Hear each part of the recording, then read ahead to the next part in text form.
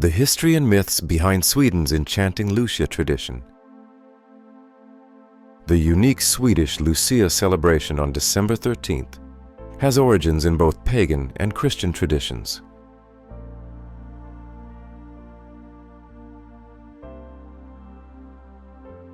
Since prehistoric times, the winter solstice has symbolized a turning point from darkness to light in many cultures. In the Nordic countries, where winters are long and dark, this transition held profound significance. When Saint Lucia was introduced by the Church, her feast day was assigned to December 13th, aligning with existing winter solstice celebrations in the Julian calendar. In 1753, Sweden adopted the Gregorian calendar, which shifted the winter solstice to December 21st or 22nd.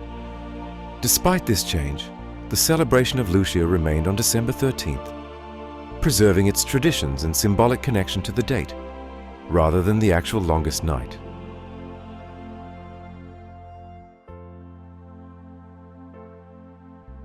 Saint Lucia of Syracuse was a Christian martyr from Sicily who defied Roman authorities and was executed for her faith on December 13th, 304. According to legend, she survived flames before being killed by a sword. Her name, Lucia, derives from the Latin lux, meaning light. Lucia was introduced to Sweden in the 11th century, during the country's transition to Christianity.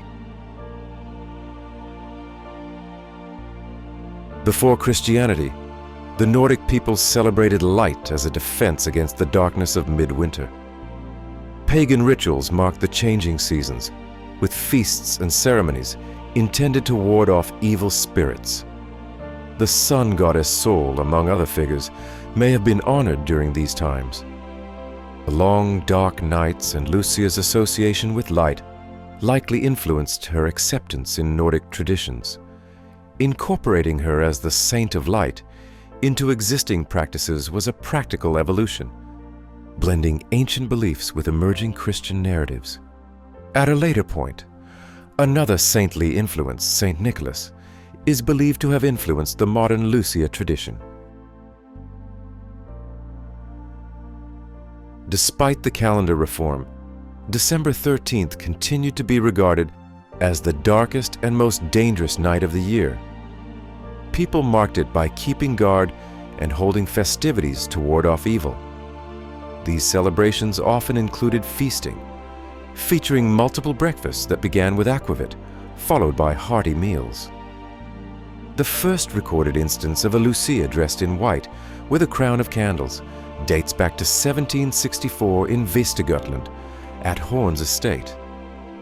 In a manor house setting, she surprised a guest by serving breakfast early in the morning. In rural Sweden, youth also celebrated Lucia by going door-to-door singing.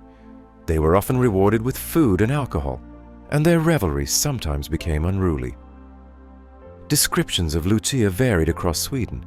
While she is now seen as a benevolent figure, some older accounts associate her with Lucy or Lusegubben, malevolent beings, and even connect her name to Lucifer.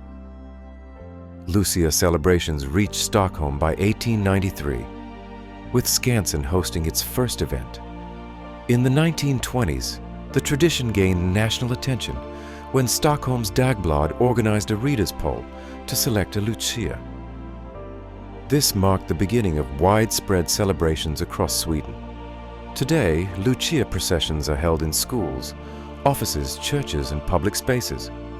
Participants include traditional figures such as tomtar, gnomes, starboys, and gingerbread men who sing songs and carry candles. Festive treats like saffron buns, lussekatter, mulled wine, glögg, and gingerbread cookies are enjoyed, and light remains a central symbol of the celebration. From its ancient roots in the worship of light to its modern role as a beloved tradition, Lucia bridges Sweden's past and present. While largely secular today, it continues to honor the themes of light and warmth during the year's darkest time.